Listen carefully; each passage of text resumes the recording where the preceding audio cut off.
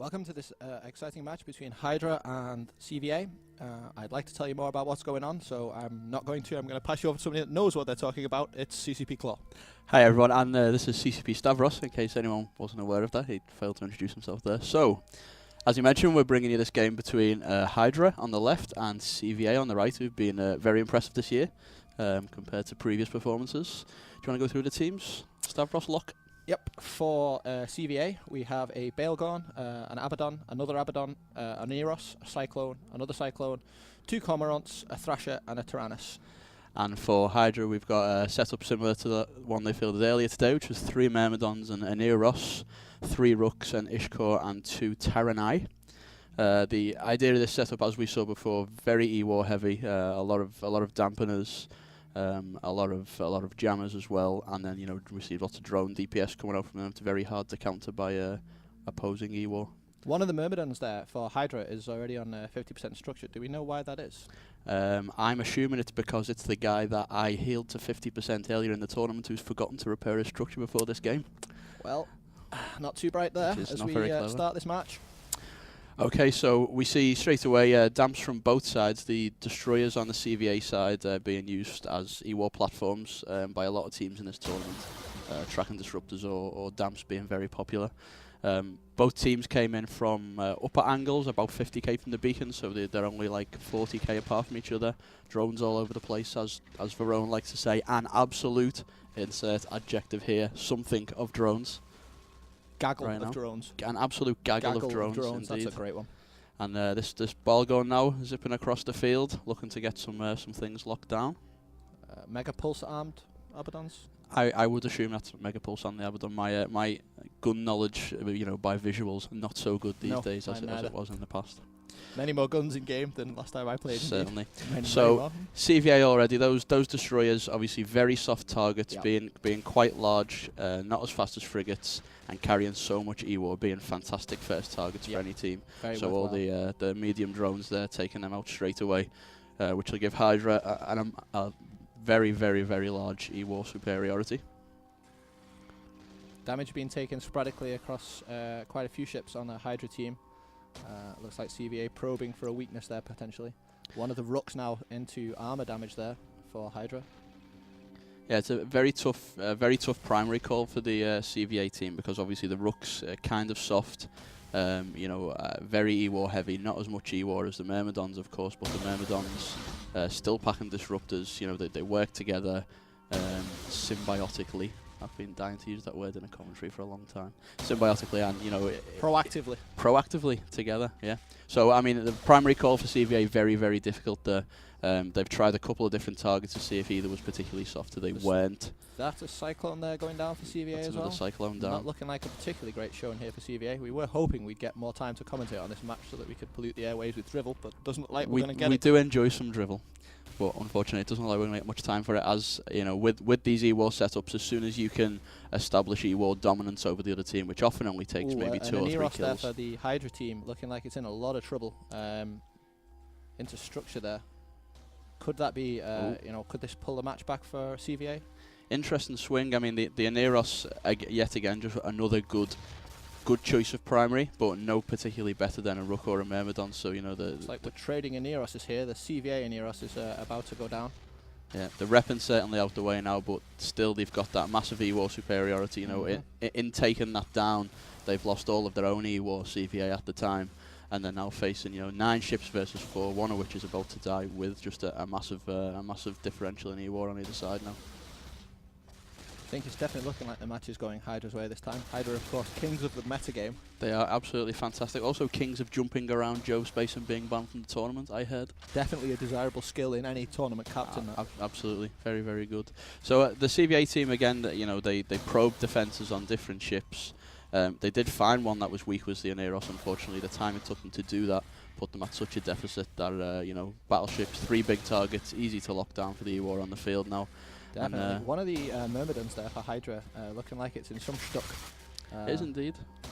I'm sure his 50% structure will see him well. Yeah, that's going to do him a lot of favours there. These Abaddons in this Baelgorn, I'm assuming, fit in a reasonable amount of ECCM, being the fact that they're still actually killing things, which is kind of useful. Definitely.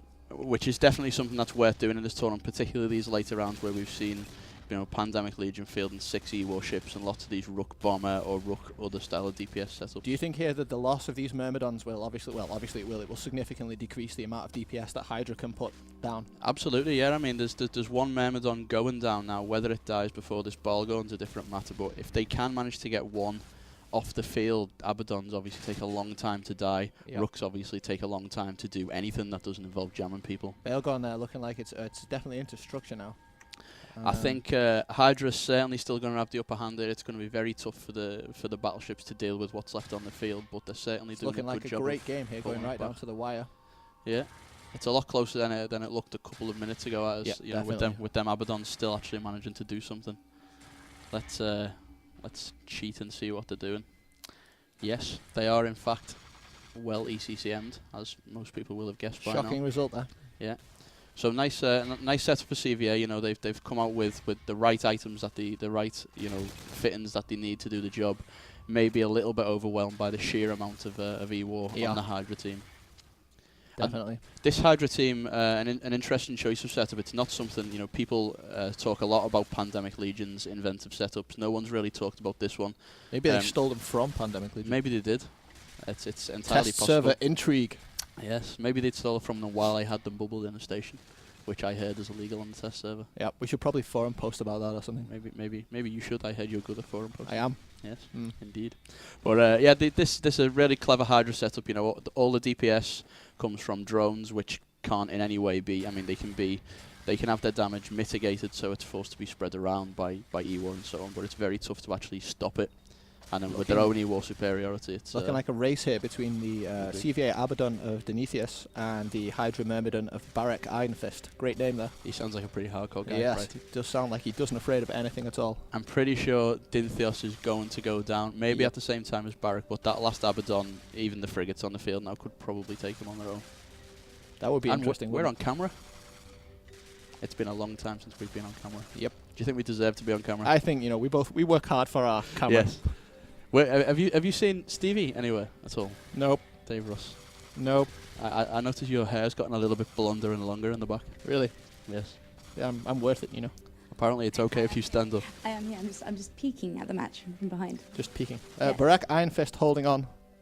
I think this, despite the fact he's got 3 rooks trying to jam him and he's damped by about 8 damps probably, this guy, Captain Angel Nova, is still managing to put a little bit of, you know, a few volleys into Barak Ironfist. In this kind of situation, you might as well just start slinging abusive language in local because it'll do more damage than your guns, really. Pretty much. What do you think of it? What word would you use to describe that mass of drones around that Abaddon? I quite like my earlier attempt at gaggle. Gaggle. I don't know. I mean, Verone's pretty much used every adjective in existence to describe something of drones. Bush of drones. A massive. A bushel. Yeah, I don't know. A bushel. A bushel of drones. That's some good old English language there. I like Buckets of drones. Buckets of drones. All the words that begin with BU. I have no I thought idea. you just swore on air then. Nope, I that's not me. Nope. And the Abaddon goes down. Hydra take the game. Not quite as clean cut as we might have thought it was, but good win for them. Definitely. Yes, a very good win for them. And they've had a pretty interesting journey through the tournament. For people who are just tuning in, Claw, what's been their story since the beginning? So the Hydra team is kind of another little all-star team, kind of like Dystopia Alliance, as far as I understand it. You know, it's a few people from everywhere. Yeah, it's a little bit of a dream team. They've got lots of good players, lots of players who I've played with before in various games as well. I know they're all good. They're kind of cocky, which is not a bad thing at all. But you know, they really shouldn't go running around job space when they shouldn't. But yeah, they're a good team. They're certainly good. They know what to do, and obviously, as they've proved repeatedly. So I think we're going to see them going all the way, as it contenders. were. Yeah, definitely. Well, for those of you who don't know who this is CCP Claw, and you should probably tell the people at home what you do at CCP. Generally, I spend most of my days working with computers and technical things in various kind of ways, and dreaming of the next time I get to blow up Freckies in the tournament. You're in fact the tournament organizer, are you not? I am, that's right. So you've organised how many tournaments now for CCP? This is my 3rd tournament, and I was an expert in Alliance Tournament 5, and this is my 3rd tournament organising. So organising a tournament, how does it start? Do you start with rules? Do you start looking at how you want the matches to go and then work out rules from that, or how does it work?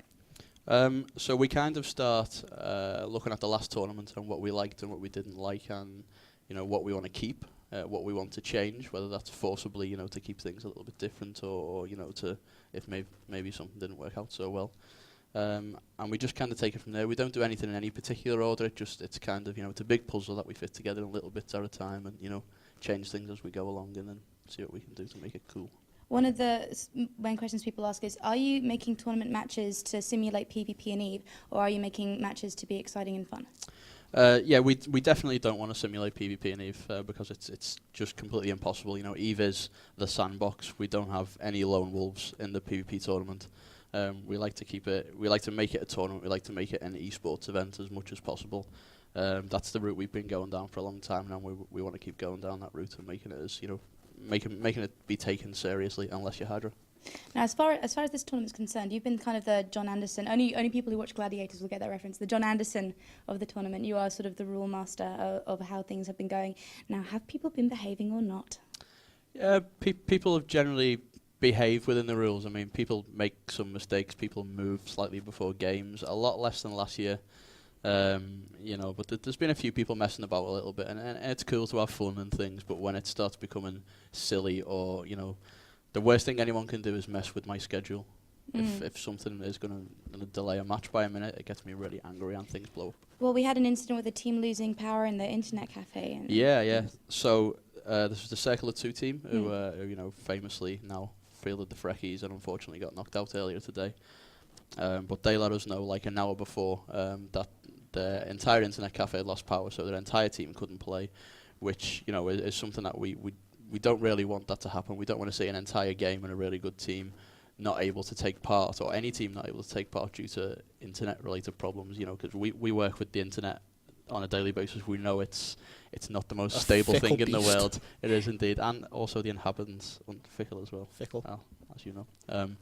Yeah, so we tried to accommodate them, and as it turns out, there was only a kind of delay of 10 minutes or something, and it worked out okay. And who are we looking forward to today? Everyone. I mean, I don't know. We haven't actually published a tree bracket this year, but the first half of the games this afternoon are basically the left half of the tree, which is the side that contains Voltron, HYDRA, and so on. Such a good bracket. Which is an amazing bracket. But the right side of the tree, which contains Pandemic Legion and lots of other teams that have been phenomenally good, but we don't know that wouldn't be tournament favourites, so to speak. But we don't know much about them, but we know they've been really good, and that bracket is completely open. I mean, at this point, it looks like it's going to be someone versus Pandemic Legion, probably. But it could not be. Pandemic Legion could get knocked out before then. There's all to play for, and all the time in the world to play it in. That's true. And hello, CCP Caps Lock or Stavros, or what are we using right now? Caps Ross. Caps Ross. Or Hello, something. CCP Caps Ross. Would you like to tell the people who you are and what you do for CCP? I'm here yet again. I do the website of the tournament, which basically means I'm responsible for updating the results pages, schedules on some kind of timescale that is very secret and only I know. So, or I won't do it anymore. And I also do like the player page, which has been revamped this year, and a number of other things. So we've been trying to generally improve the viewing experience in that way for you lovely people this year. Yep, and you are, of course, another tourney expert veteran, which is why we kind of have a tourney classic commentary team happening right now, because you have been a... Classic. Also known as best tournament commentary team. Bestest. Well, that's awesome, and you are the best. Well, not the best commentary team ever, but the best in my heart. And everyone else's heart to post on the forums if we're the best. If you think they're the best, post on the Thread forums. now. Just so they sleep well at night. Can I do one thing before we go? It depends. I got really shouted at last year for not giving a shout out to a couple of people. So I'd like to say a quick shout out to Mark, Richie, Liam, and I forgot everyone else, so they go 3 years. And hi to my lovely girlfriend Sasha, Hi, who does the makeup as well. She You have does. to be nice to her. She makes you look like beautiful. a girl. Over to Soundwave.